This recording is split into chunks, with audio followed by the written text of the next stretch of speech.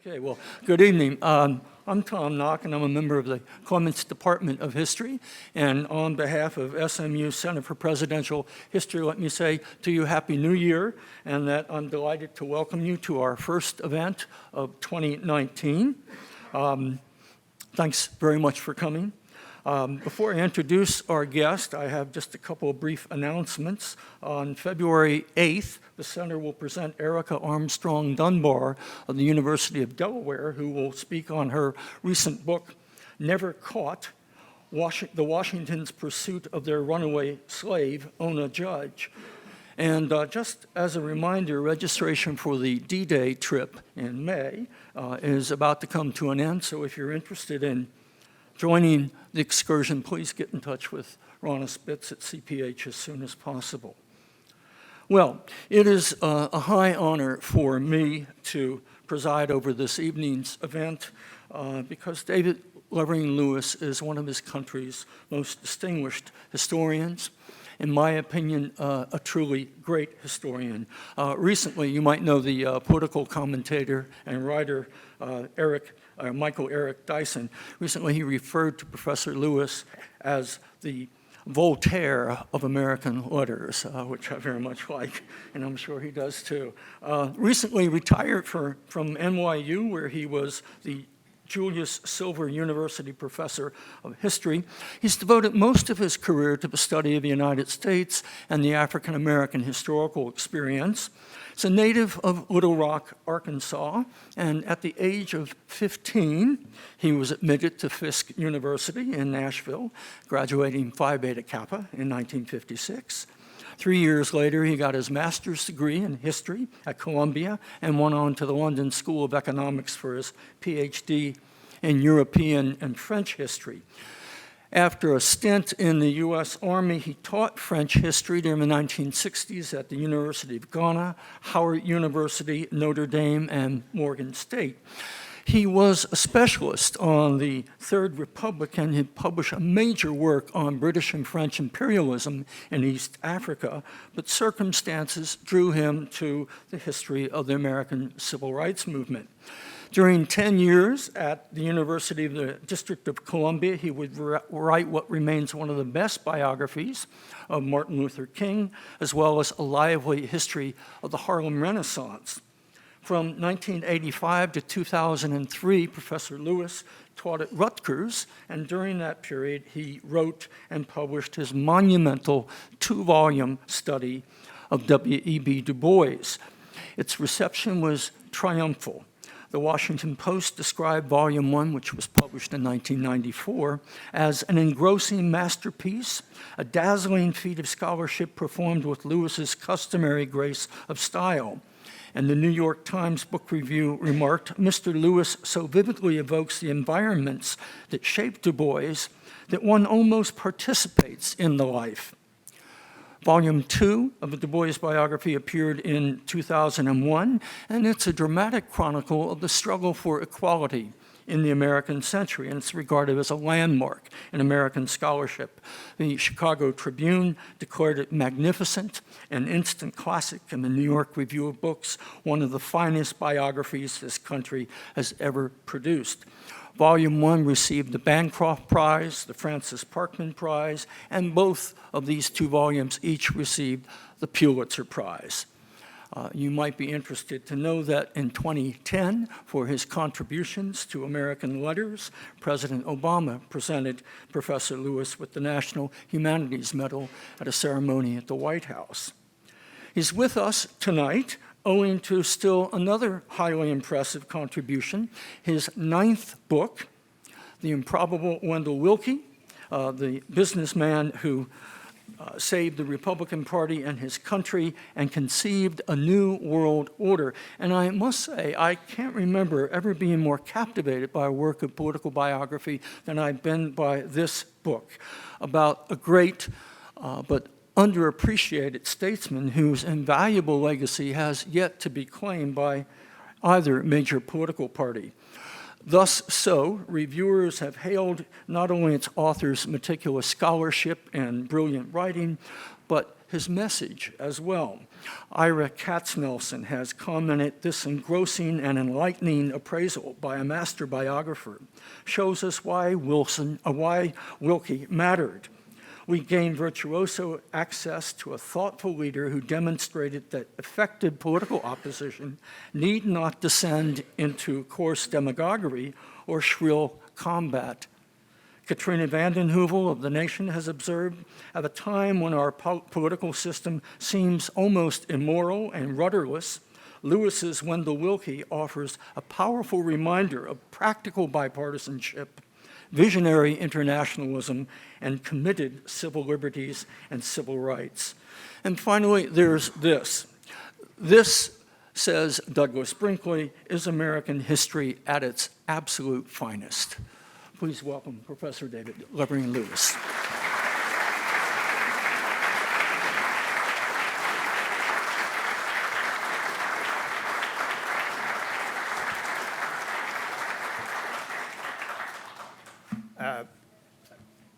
We have been friends for many years, Tom Knock and I express my appreciation for his not reading the negative reviews, of which there are, of course, many. It's a great pleasure to be with you this evening. I've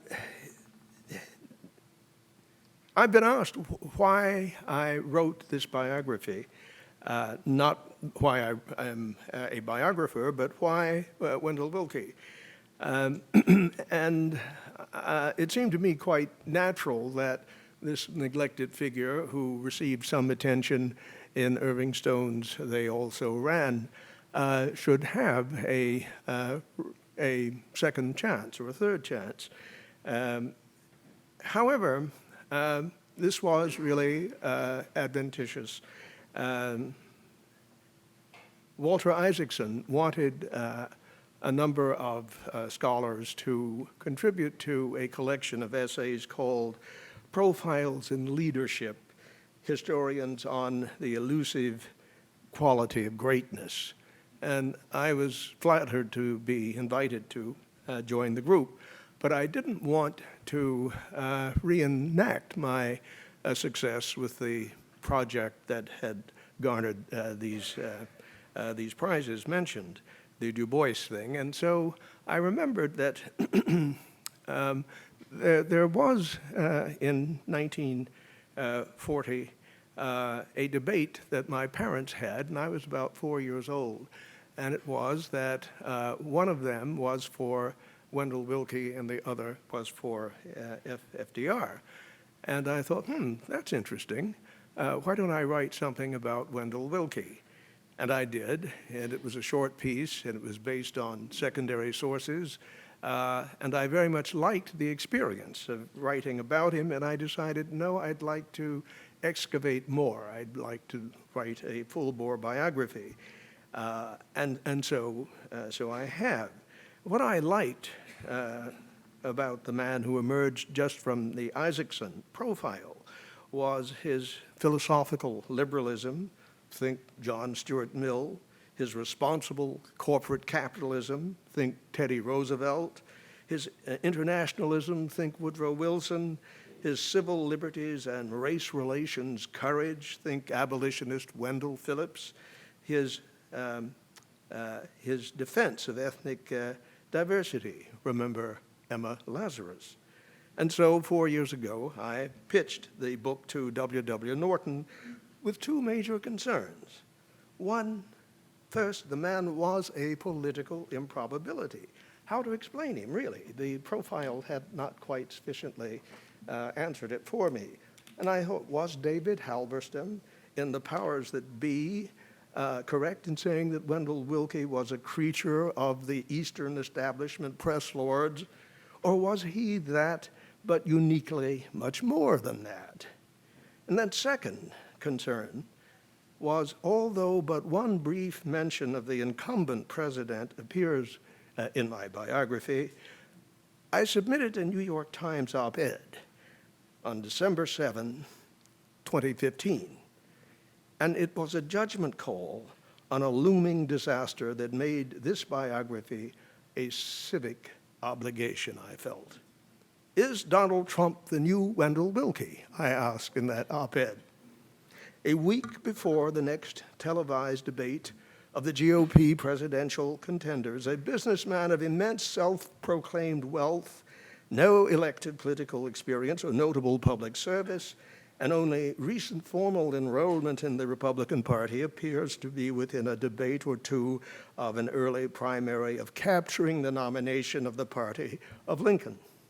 Willkie, like Trump, spoke to and for a large swath of Americans disabused of Washington's bureaucratic self-righteousness and its emphasis upon redistributing wealth instead of creating more of it by unleashing the market. For Willkie, Roosevelt's third term epitomized imperial overreach.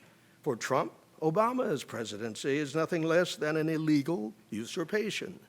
And so these two rich white men campaigning in the midst of a war for something like a regime change might seem to be versions of the same appealingly privileged ideal, but they are not. And the difference between them says a great deal about the Republican Party of yesterday and today, and even more about ourselves. Wendell Willkie's presidential quest was an electrifying long shot whose well-conceived pragmatism won 22 million of the 50 million votes cast in November 1940. He ran a positive, hard-fought, but civil campaign of national renewal. On Memorial Day, Willkie delivered a paean to constructive bipartisanship over the three national radio networks that generated the greatest tsunami of laudatory telegrams till then received by a defeated candidate. His was a powerful party, Willkie stipulated, but let us not therefore fall into the partisan error of opposing things just for the sake of opposition. Willkie's loyal opposition speech would set the bar for constructive bipartisanship until his party's virtual vilification of the principle in the Obama presidency.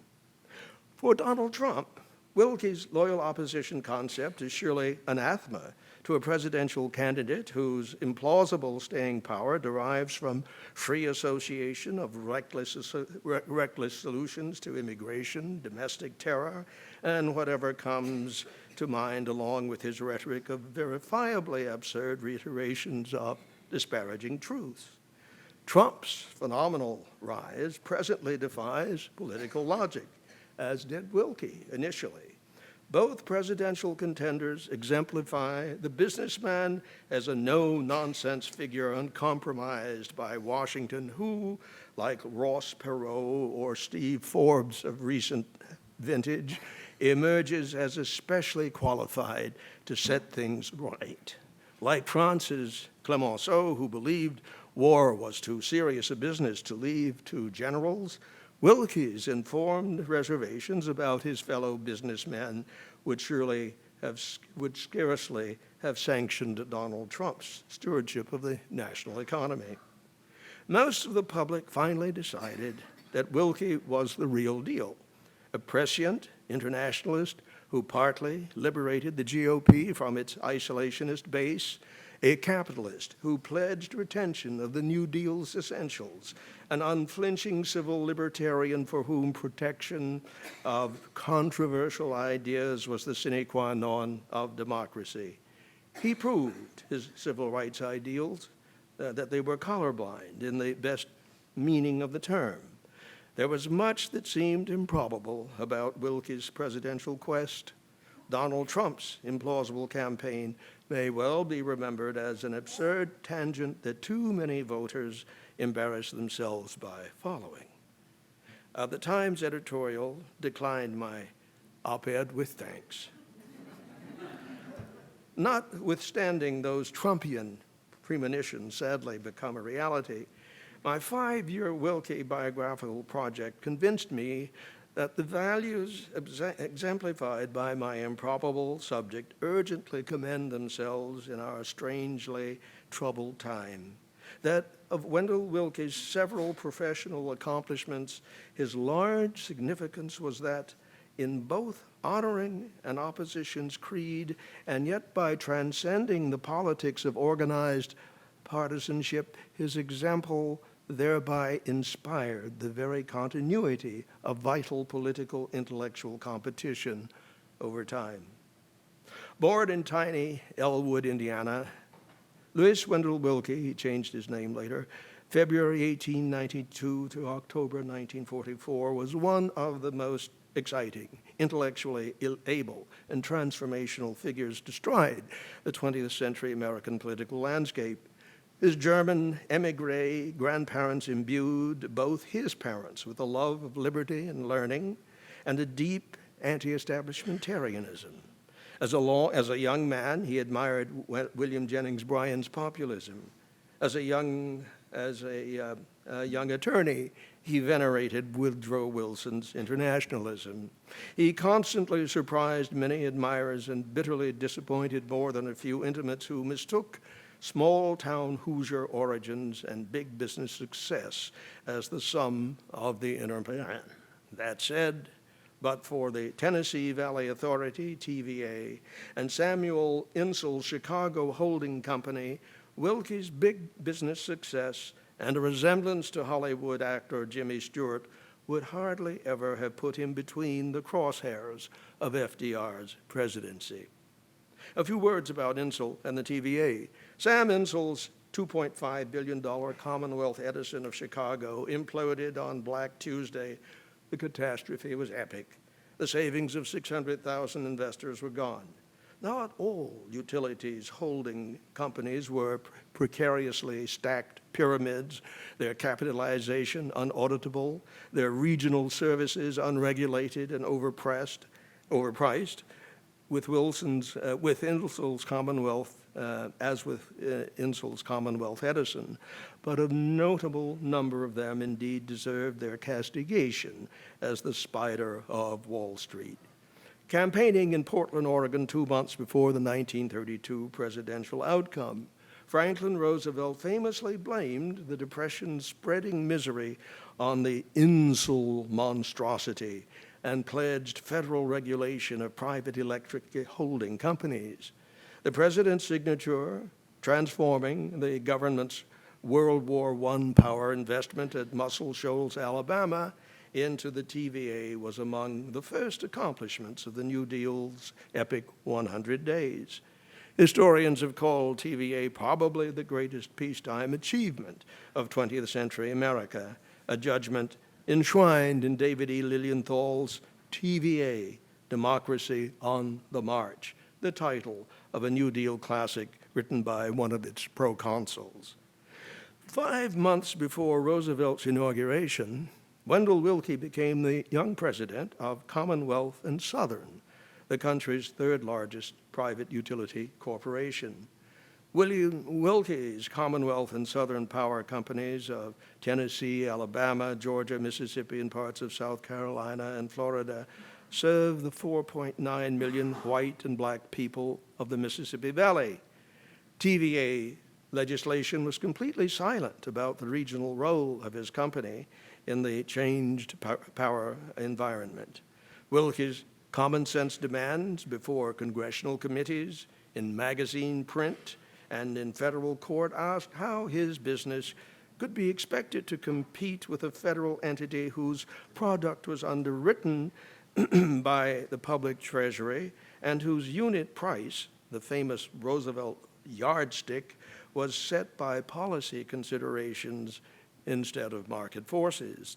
He protested with sincere conviction that TVA's success could be accomplished far more economically in partnership with private enterprise, that only Roosevelt's surrender to his party's Western hardliners, Nebraska's George Norris, Montana's Burton Wheeler, and Wisconsin's Robert La Follette Jr., and to the federal bureaucracy's junta of yesteryear's best and brightest ideologues, Tommy Corcoran, Ben Cohen, and David Lilienthal, had nullified the practical government business alternative advocated by experienced professionals and, above all, by the country's leading drainage engineer and founding TVA chairman, Arthur Ernest Morgan.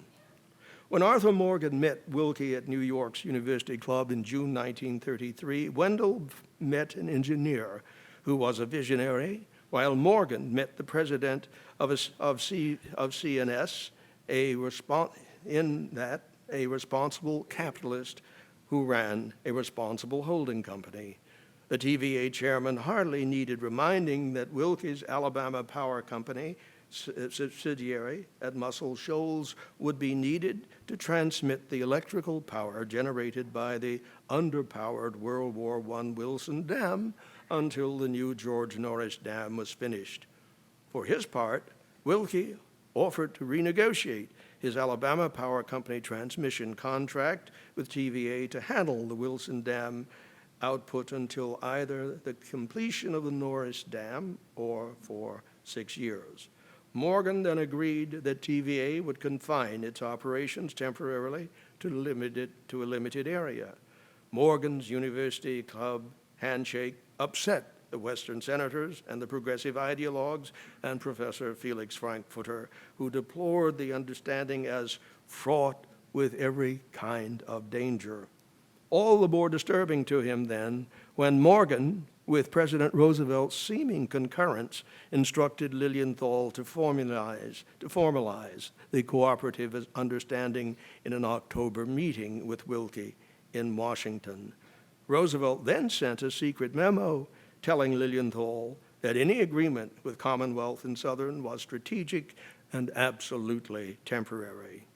The week before FDR's historic visit to Tupelo, Mississippi, the first town served by TVA Electric Power and Elvis Presley's birthplace, one George Ashwander and several Commonwealth and Southern stockholders sued to enjoin CNS from selling Alabama utility properties to the TVA, virtually nullifying the Willkie-Lilienthal truce and making Wendell a defendant against himself. Although legally correct that he was an involuntary party to Ashwander v. TVA, it stretched credulity to believe that Willkie was ignorant of the $50,000 funneled to Ashwander attorneys through the Edison Electric Institute, of which the CNS president was a director. Even so, the first Oval Office meeting between Roosevelt and Willkie, 12 days before that bleakest Christmas of 1934, was characterized by mutual duplicity and superficial jollity, as the two outsized egos puffed up like roosters. One of the few men FDR took a special liking to, Labor Secretary Francis Perkins believed. He hadn't expected to, but he had some of the same characteristics as himself, she said. Personal chemistry be damned. Senate and House hearings on the president's draconian holding company dissolution bill commenced early the next year, in the new year. That May, millions of theatergoers met rumpled-suited, tousled-haired holding company executive Wendell Willkie, shovel in hand, for the first time, a 20-minute TVA feature, Henry Luce's new March of Time movie series. That same week, Willkie's Alabama affiliate mounted an attack in Alabama Power Company v. Ickes on the legality of Public Works Administration contracts with Alabama municipalities serviced by CNS. 12 months later, Tennessee Electric Power Company et al. V. TVA was mounted by the full force of Willkie's industry, 19 utility companies challenging the constitutionality of the authority's enactment. No quarter for TVA, blurred Business Week. Roosevelt and Willkie met once again in the White House in early September, one of their last 2 or 3 meetings before the 1936 election. Norris Dam, the 4th largest dam in the world, had become operational 3 months earlier, effectively terminating the January 1934 TVA-CNS contract. The two men agreed to a 3-month truce extension, their differences to be settled after the election. Even though he joined Democrats for Alf Landon, Willkie protested to Brother Robert, "All my life I've been a Democrat. And here I find myself after one is elected with almost a phobia on the subject. Willkie's apotheosis as the straight-shooting, cracker-barrel loner ready to face down FDR and the phalanx of brains trusters and technocrats truly began during the second year of the Second New Deal. A large celebratory Willkie feature, replete with handsome color photos, appeared in the May 1937 issue of Fortune magazine. His dedication to private ownership merited praise, said the magazine. He knows all the answers. They are persuasive, not because they are new, but because he frames them intelligently, and hence he makes them sound new.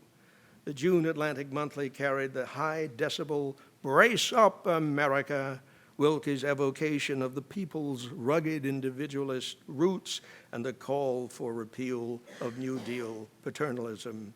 3 months later, Arthur Morgan, the TVA chairman, deeply troubled by FDR's broken promise to remove David Lilienthal, aired his concerns in a lengthy, critical Atlantic Monthly essay, deploring men, quote, ruled by a Napoleonic complex and deaf to compromises. Morgan exited TVA the following year after a noisy congressional hearing. On January 30th, 1939, came the decisive ruling on federal regulatory powers in Tennessee Electric Power Company et al. V. TVA, in which the High Court determined that the 18 utility complainants, reduced now by one, had no standing to challenge the operations of TVA, even though, once again, the decision ignored the central issue of the authority's constitutionality, which it would never address. It quashed the private utilities industry's last argument. Quashing Wendell Willkie was another matter. When General Hugh Johnson, FDR's alienated former NRA chief, speculated in his syndicated column about Willkie's chances as a GOP presidential underdog, the underdog served up a thigh-slapping answer. If the government keeps on taking my business away, Johnson's offer's the best I've had. FDR took note. The New Deal political climate had become less favorable after the 1938 off-year elections. Avenging Republicrats and emboldened Republicans turned the 76th Congress into something of a legislative sandpit for FDR. Suddenly, he made an unexpected decision to remove the everlasting CNS controversy from the 1940 presidential landscape. Wendell Willkie's earlier biographers have speculated on the sudden denouement of the controversy. Quote, and then, suddenly, at the beginning of February 1939, after the Supreme Court had ruled for TVA, biographer Ellsworth Bernard marveled, something happened. We now know that what happened was several secret telephone exchanges between Wendell and FDR, resulting in the final August 1939 buyout of Commonwealth and Southern. The congressional bill FDR signed on July 26, 1939, acquired Commonwealth and Southern for a sum that redeemed its preferred stock at par, with $6.6 million available to common stockholders, retained the majority of the system's employees on the federal payroll, required TVA to seek specific congressional authorization in order to expand its territorial footprint. The final drama on August 15, 1939, was staged with flair before newsreel cameras in the offices of the First National Bank at 2 Wall Street. Lilienthal looked the overworked federal official that he was as he handed Willkie a blow-up of a check for $78.6 million, roughly equivalent in 2018 dollars to 1.3. That's a lot of money for a couple of old Indiana boys to be handling, Willkie drawled.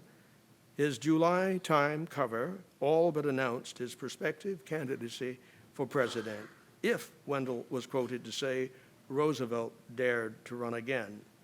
FDR's bargain with Willkie could have happened 6 years earlier. Until his warp speed materialization in May and early June 1940, most of the Republican Party's regulars had needed help in catching up with Willkie's political prospects.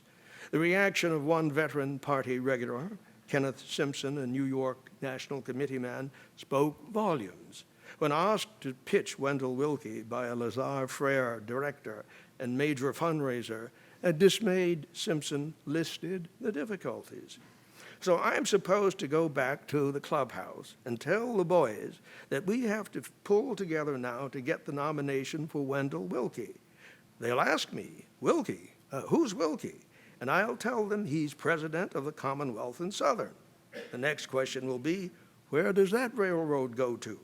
And I will explain that it isn't a railroad, it's a public utility holding company.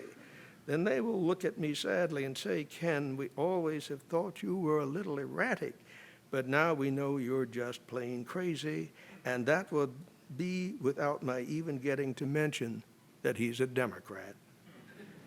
The story is a good one. The truth about Wendell Willkie's unlikely run for the presidency of the United States makes an even better one. It begins in Roosevelt's second term, soon after the humiliating 1936 Republican defeat of Alf Landon. In the wake of Landon's rout, as they thought about their party's presidential prospects 4 years on, even spared a Roosevelt challenge, a handful of like-minded Northeastern National Committee men believed that the party of Lincoln was destined for yet another rejection that might leave it on life support after 1940. The challenge this group faced was dauntingly twofold. For starters, to script a new GOP victory scenario for the 1940 election, then to find a surprise candidate unfettered by shop-worn partisan dogma and politically ambidextrous enough to make the reforms of the left palatable to the right and the promise of prosperity of the right credible to the left. Just off stage were the party's next presidential prospects, a pool of predictable, unexciting possibilities. Taft, brilliant son of a former president, politically hidebound and rigidly isolationist. Vandenberg, another fierce Midwestern isolationist and champion slayer of New Deal legislation. Dewey, a politically untested law and order wunderkind from New York. And Herbert Hoover, an economically unrepentant, dogged ex-president. The men who set about planning what was to become not merely a remarkable recovery from the 1936 Roosevelt landslide probably numbered less than 24. Natives of New York, Connecticut, and Massachusetts, they were Ivy League graduates, almost all without exception, internationalists of varying intensity, progressives in the spirit of Theodore Roosevelt, and with one or two significant exceptions, country club wasps, most of whom wore their class privileges lightly. Alice Roosevelt Longworth's memorably mordaunt remark when she heard that Cousin Franklin called Wendell Willkie supporters grassroots stuff was that they sprang from 1,000 country clubs instead. Republicans like Archimedes had found no ground on which to stand to move the nation since the great landslide. Yet throughout 1938, they sensed the winds of advantageous change passing over clubhouses, party headquarters, and local meeting places as the national economy barely staggered back from the so-called Roosevelt recession, the administration's near-catastrophic abandonment of Keynesian pump priming for the nostrum of balanced budgets. Half the economic gains of the New Deal vanished in months amid claims of economic incompetence. 15 million remained unemployed. Public consternation over the president's blatant maneuver to intimidate the Supreme Court persisted. Key legislation stumbled to passage or even went down to defeat. On the morning of November 9, 1938, the GOP awoke to 81 new GOP House seats, 6 new senators, and 11 new governors, 3 of whom reflected the new progressivism that gained Connecticut Raymond Baldwin the first GOP governorship since 1930. But no consensus prevailed among the small group of reformers for presidential candidate. Frank Alschul, senior partner of Lazard Frere and former vice chair of the Republican Finance Committee, quietly sampled opinions about a Willkie candidacy. No stranger to immodesty, yet Willkie was not quite ready to believe that life after Commonwealth and Southern could lead to Republican candidacy for the presidency of the United States. Yet he kept company these days with new admirers, greatly alarmed by Hitler's Germany, who encouraged him to believe that the Republican Party and the nation urgently needed his leadership. One such admirer was the literary book editor of the Herald Tribune, Rita Bradford Van Doren, a brainy Alabama-born belle who abandoned her Columbia PhD studies to marry fellow graduate student and literary paragon Carl Van Doren.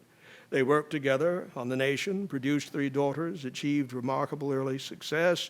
He is a leading Herman Melville scholar, Columbia University professor, and Pulitzer Prize biographer. She is literary book editor of The Nation and in 1926, Sunday book review editor of the New York Herald Tribune. In 1935, the Van Dorens divorced. 2 years later, Wendell Willkie happened. As near as can be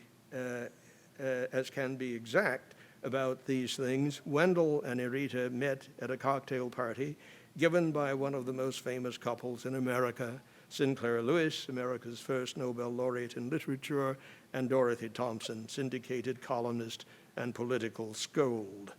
Rita became Wendell's great passion, and he hers. She was her lover's passport to a circle of sophisticated types who gave smart dinners and frequented the Algonquin Hotel. FDR, who made certain to learn about Willkie's personal affairs, can be heard on the earliest Oval Office taping system, describing her as an awful nice girl who writes with the magazine and so forth and so on. Through it all, Edith Willkie compensated with the derived prestige and significance of her husband's fame, her devotion to their son Philip, and the ultimate satisfaction of knowing that Rita could never become Mrs. Willkie. From Rita, Wendell learned Eastern pronunciation, new terms, literary style. She brought him into a world where his intellect was stimulated. She fixed his lousy prose, Rita's daughters recalled. Rita helped him to write better and think out his ideas out of genuine admiration, but she was also responsive to political cues from the publishers of the Herald Tribune, Fortune, and Atlantic Monthly, who were beginning to regard Willkie as a plausible dark horse for the presidency. Suddenly, Van Doren found herself sharing Willkie's mind with the managing editor of Fortune magazine, Russell Davenport. Tall, superior Russell Davenport, Yale Skull and Bones, awarded the Croix de Guerre for service in 1918 with the AEF, and a major figure in Henry Lewis's publications empire. In July 1939, Willkie was a guest of the Fortune Roundtable run by Davenport. He took the whole group by storm, Davenport expostulated. As of that day, he committed himself to Wendell's political future as he raced home to tell wife Marcia he'd met the man who ought to be the next president of the United States. Moreover, after Wendell and Henry Luce, accompanied by skeptical Clara Booth Luce, finally met face-to-face at the Davenports, the publisher decided that his initial confidence had been well placed. Wendell's well-connected new sponsors helped him prepare a call to action, a penultimate brass ring declaration in the April 1940 issue of Fortune. Wendell's essay bore the portentous title, "We the People, a Foundation for a Political Recovery." We the people promised a New Deal devoid of class animus and faithful to the Great Depression reforms, a New Deal with its budget balanced gradually and bureaucratic waste and duplication eliminated. In truth, the people no longer wanted a New Deal anymore. We want a new world. 5 June days in 1940 in Philadelphia at the GOP National Convention promised a surprised country, Willkie's New World. Harold Ickes believed nothing so extraordinary has ever happened in American politics as Willkie's nomination. Gore Vidal gave Thomas Lamont of the House of Morgan credit for engineering an improbable convention outcome. H.L. Mencken believed Willkie's nomination was due to Willkie's friend Sam Pryor, chairman of the Committee on Arrangements and vice president of Pan Am. To the person whose manifesto mobilized his generation and whose young legions overwhelmed the Philadelphia Convention's 28-year-old attorney, Orrin Root, goes the credit for making an improbable political agenda viable. Root, Princeton 33, was the grandnephew of Elihu Root, successively Secretary of War and State under McKinley and Roosevelt, and recipient of the 1912 Nobel Peace Prize. Root's text bespoke 28 years of patrician self-assurance. Its argument, a model of succinct exegesis. It summons a generational imperative. For the first time in American history, we have heard serious talk about classes instead of individuals. Our national debt towers over us, and our capital lies idle in the banks. As a kind of explanation of this, we are told that our country has reached the limits of its growth and that the future has less to offer than the past. Decrying this philosophy of defeat, Root arraigned his party's presidential candidates. They differ from each other only in varying degrees of unfitness.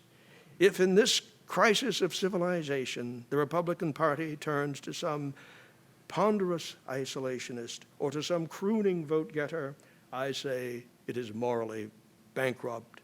Because Wendell Willkie does not believe in this possibility of defeat, we welcome him. Because he has a hatred of persecution inherited from his ancestors who fled to these shores to escape the persecution of their era, he will be the defender of our power and not the power of any institution or favored group.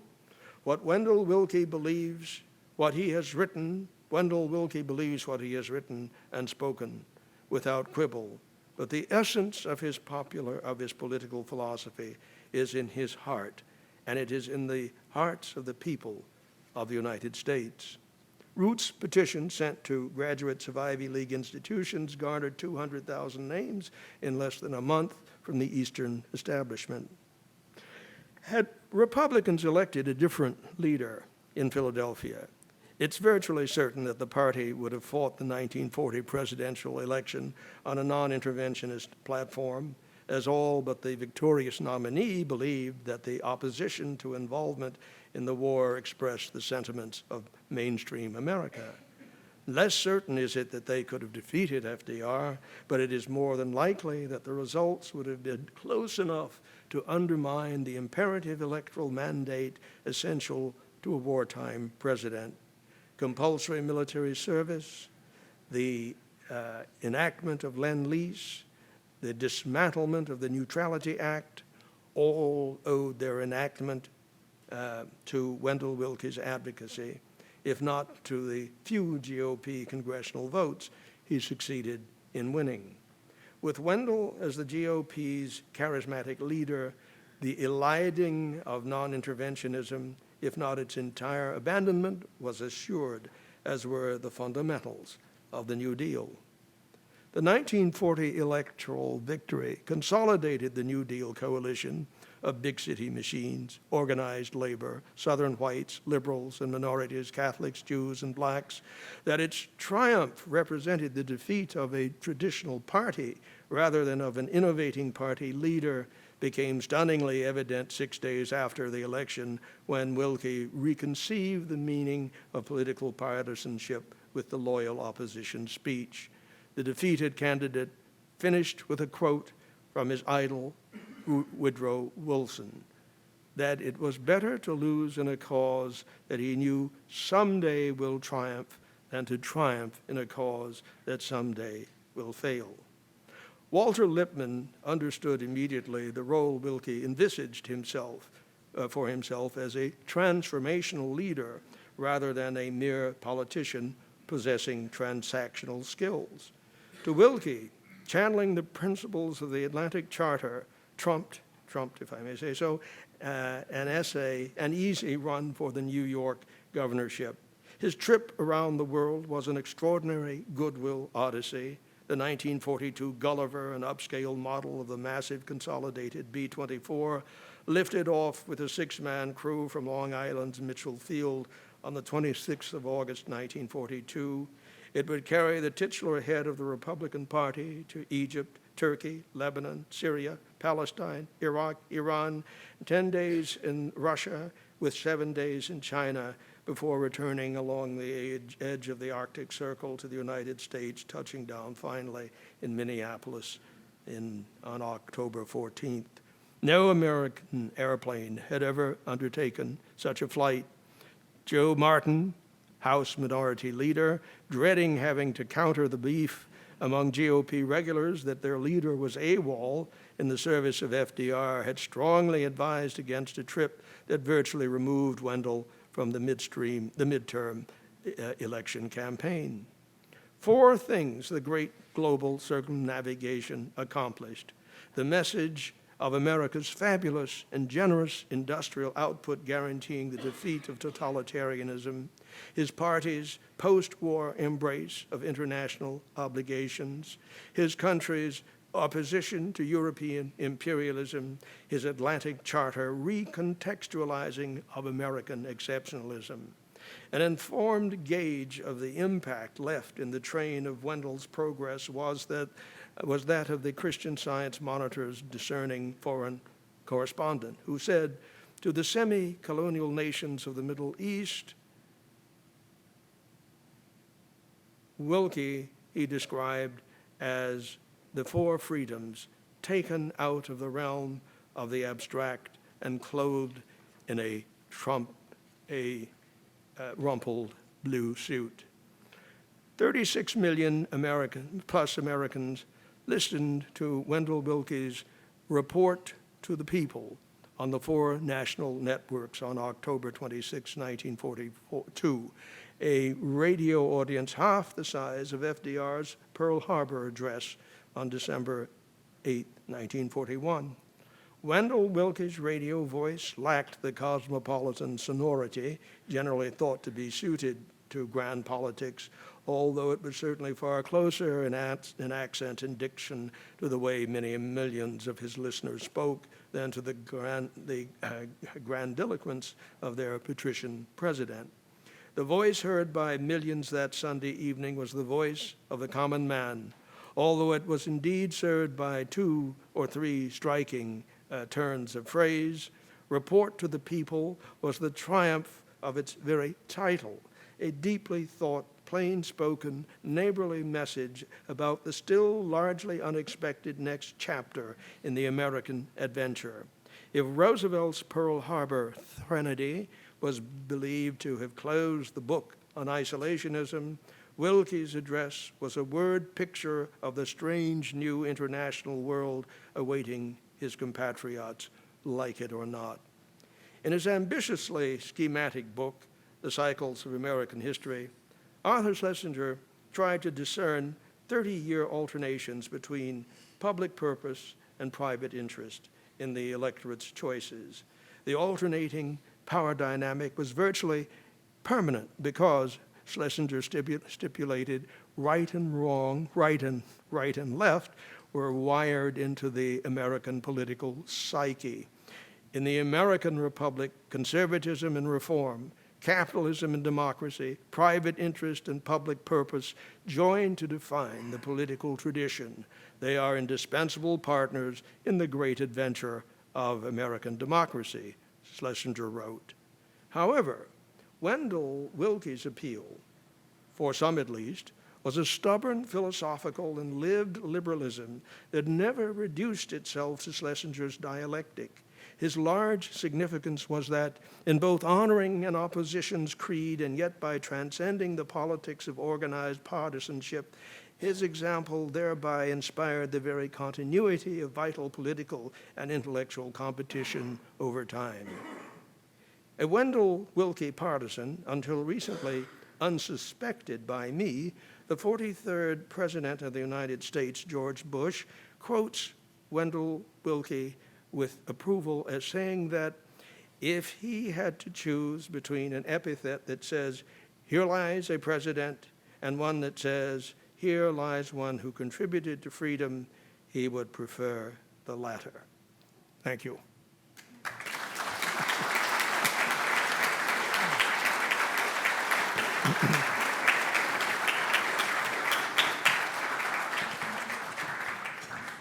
I think I can't leave. I have. Thank you so much. We have two roving microphones here in the audience for some Q&A. If you'd raise your hand, you'll get the microphone and everybody can hear your question. Thank you. That was really enlightening. There was no mention of Robert Taft as a potential candidate in 1940. Was that? I did mention the name. The chapter that deals in a very granular way with the election, the nomination contest, is called the Philadelphia Story. And I really have reached the point where I don't even remember much of the details of what I've written, but certainly the part that Taft plays is profiled in some completeness, as is the implosion of Dewey, rather surprising, and is the curious modesty on Vandenberg's part. He really didn't want the presidency, and that is in part because he's undergoing an evolution in his isolationism, which of course will be quite extraordinarily important when Harry Truman needs him later.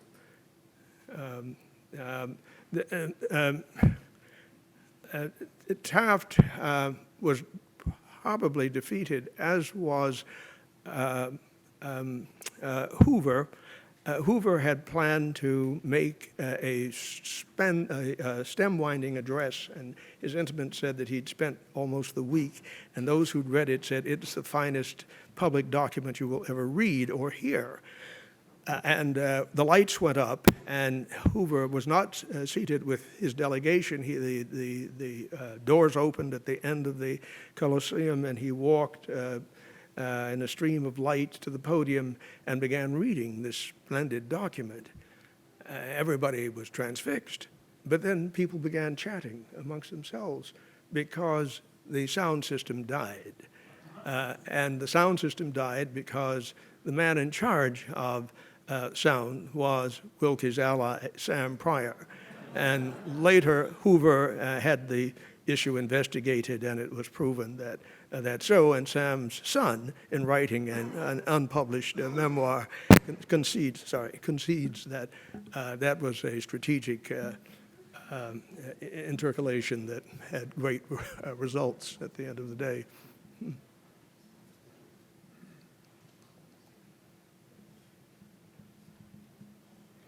other questions?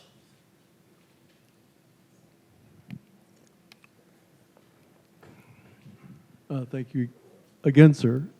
My question is about internationalism. It looked like it triumphed with Willkie. I think you brought that out pretty clearly. And I was wondering where you think it's heading now. Are we heading more towards international, continuing with internationalism or isolationism? Well, the answer now seems to be confrontationalism, and without a real design, I suppose, because you could argue that a kind of bilateralism is a legitimate substitution for trans-Pacific partnerships and a kind of global approach, but that would require, it seems to me, visualizing the consequences of one's decisions, which obviously is absent now. It is terribly depressing for those of us who believe that the world now is one world in Willkie's sense, in that the idea that there can be unique returns to greatness really don't serve even the people who believe that. Our planet is dying in terms of global concerns. I meant to say weather concerns, and that is part of the solipsism of the politics of the moment. Historians are not optimists, and I don't believe that I need to betray that sanity. However, I think that the shoe hasn't dropped, and the situation in England now is in flux, and Brexit is going to be revisited either by Parliament or as another plebiscite, and that can have enormous consequences. And of course, there is Mr. Mueller.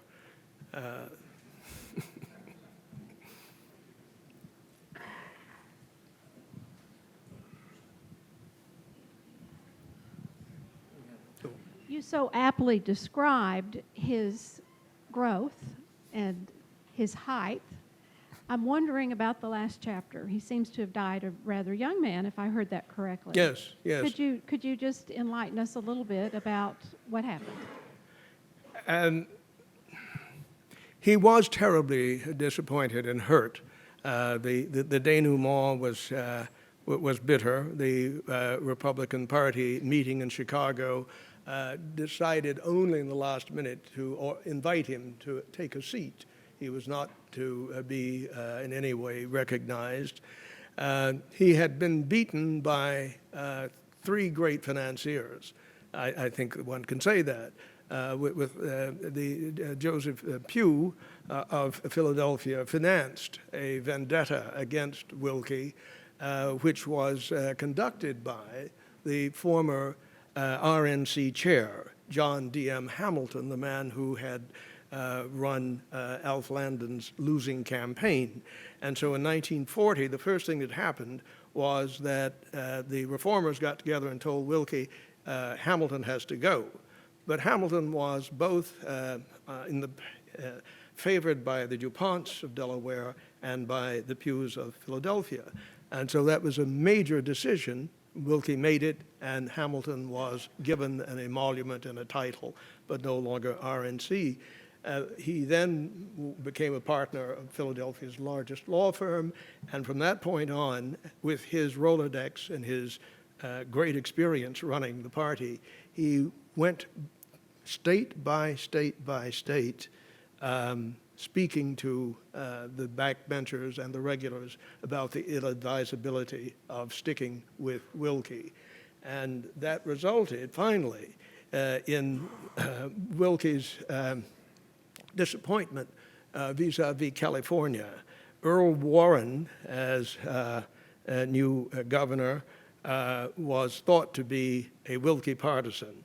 There was good reason for that because of certain things that happened on Mackinac Island when the Republicans finally said, okay, we'll accept internationalism, fettered, of course, with all sorts of qualifications, and Warren was there to save a rudiment of that internationalism in the party platform. But later, Warren, reading the correspondence in Delaware, the DuPont archives, said, no, I can't do this, and Mr. Pugh is a great man, and so he said, I am going to run as a favorite son of California, and that precluded Willkie from that option. And so Willkie, left with a primary necessary, had to choose Wisconsin, and Wisconsin was an impossibility. And so the defeat was really humiliating. He gave 40 speeches. He smoked 3 packs of cigarettes. He wore himself out, and his heart suffered badly. And he refused, went into a denial about it, and it was too late when he was finally hospitalized. Blanche Cook, who very much followed Willkie's career because Eleanor Roosevelt and Willkie were very collaborative in certain ways. They helped create Freedom House together, for example. And she wrote that Wendell was a man who smoked too much, drank too much, and loved too much. And I think that the irresponsibility of his self-care took him out at 52. And so my last chapter deals with the anticipation, though, that he's not going to die, and that Roosevelt realizes that no one else can really be faithful to his own legacy, Roosevelt. And so you have this extraordinary sequel or coda when Roosevelt proposes to Willkie that he be his vice president in 1944. He contemplates that.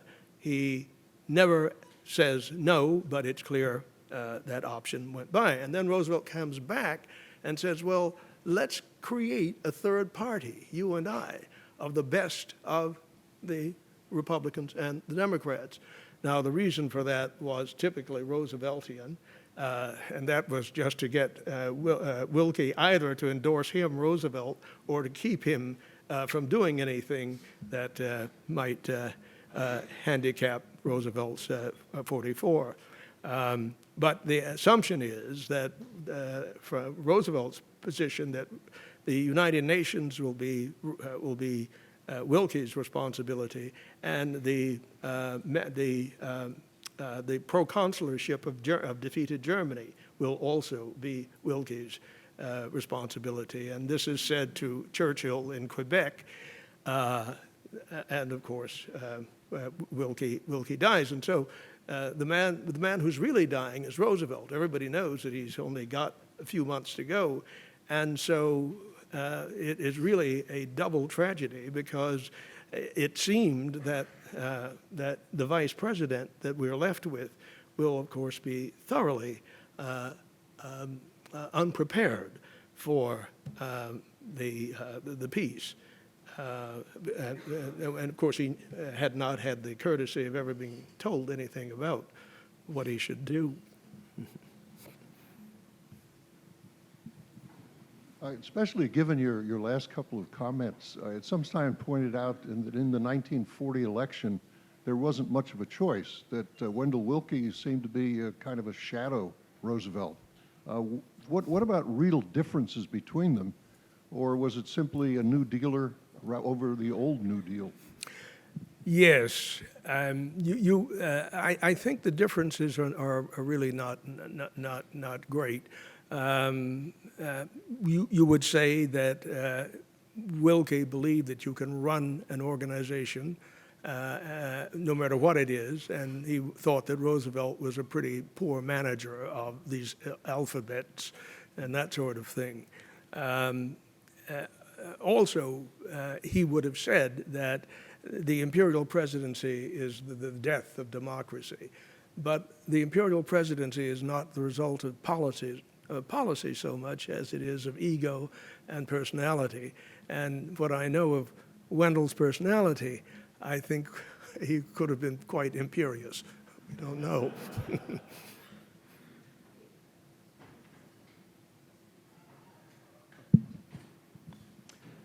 Professor, I have a question over here in the front row. Sorry. I'd like to actually ask you to extend upon that discussion of the 1940 election. As you pointed out, Willkie is the only one of the major candidates for the Republican nomination who is an internationalist, who perhaps wouldn't have made that question of intervention a key issue in the campaign, as he, of course, did not. And I'm wondering, after December 7th, 1941, when it's very difficult to really become or remain an isolationist, would it have been more possible if Willkie had actually offered a more concerted isolationist, Roosevelt's term, I know, but isolationist viewpoint in 1940? And thinking about Arthur Vandenberg in particular, would Vandenberg have been able to make the transition so fundamentally from isolationist to internationalist had Willkie not actually sort of paved the way for that to be a respectable Republican position. That's true. I would certainly agree there. In the campaign, as you know, Willkie behaves in a way that alienates his inner circle. Dorothy Thompson leaves.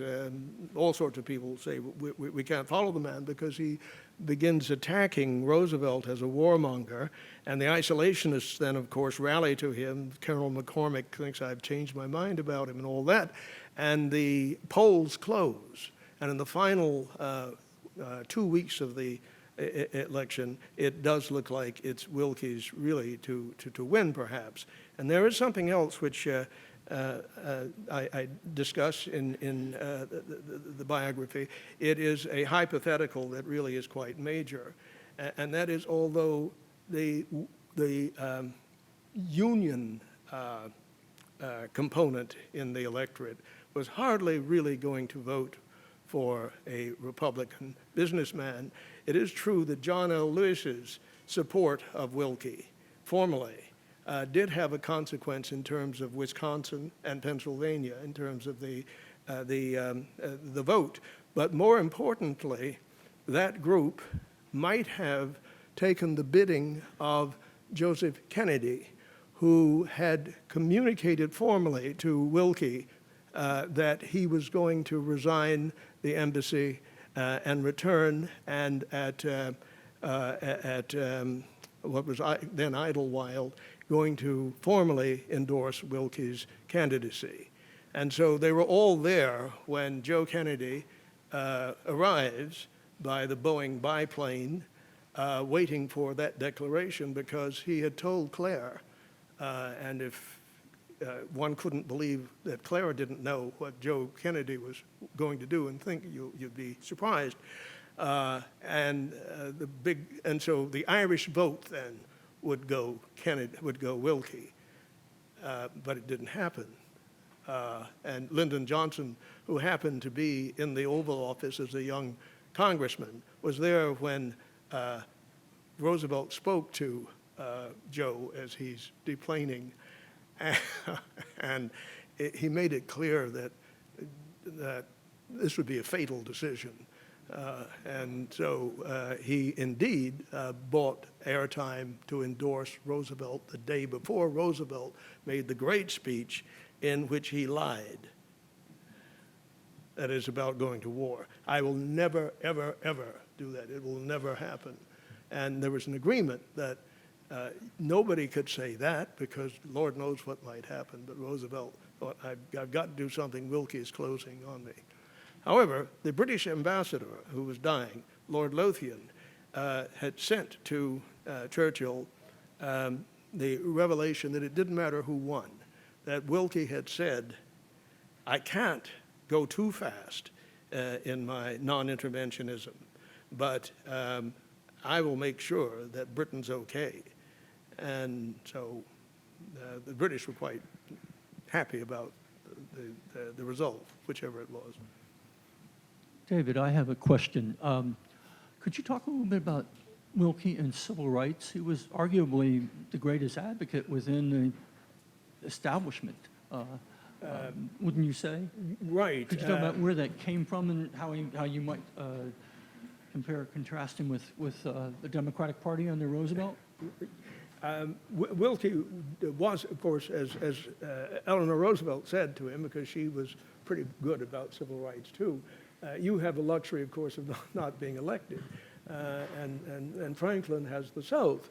Well, yes, but in fact, Willkie's evolution, I think, is really quite sincere, although he sees the demographic possibility of hiving off the African-American middle and upper middle class, which was almost uniformly by 1936 and 37 opposed to Roosevelt, because none of the benefits of the New Deal of Social Security or labor benefits applied. They were written in a way that industrial workers would not benefit and domestic workers would not benefit.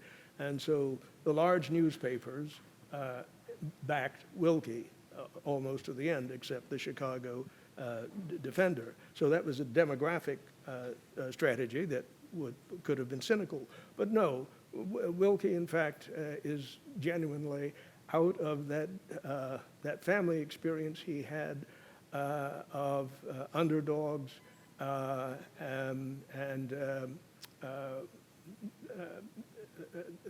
he was and his experience in Puerto Rico as a chemist for a major firm, and also the friendship with the man who ran the NAACP for some 30 years, Walter White, and that led to something that was politically quite complicated and perhaps disastrous.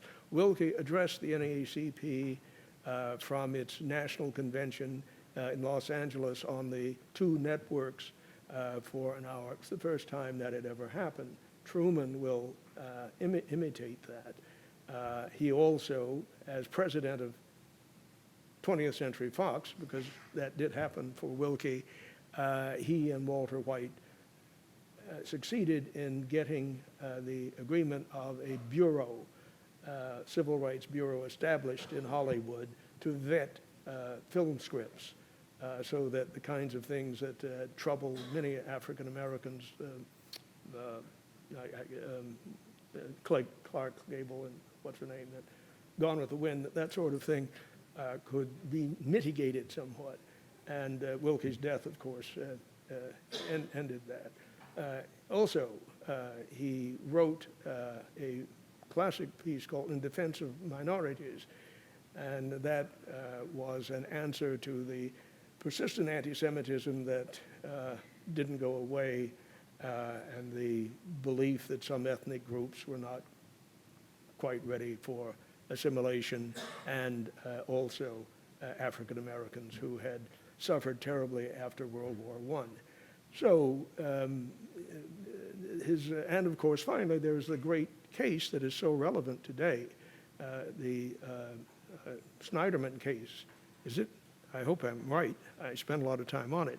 It is the case that Wendell Willkie himself argues before the Supreme Court, in which a young communist is having his citizenship nullified and he will be sent back to Russia, and Wendell defends the man, and the decision, the majority decision, upholds this man.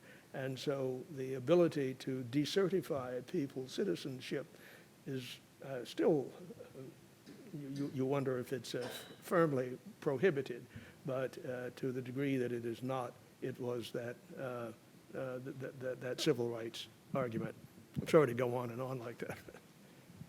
Ladies and gentlemen, we have copies of the Improbable Wendell Willkie out on the balcony for purchase, and Professor Lewis will be available to sign them. Professor Lewis, thank you for such stimulating meeting.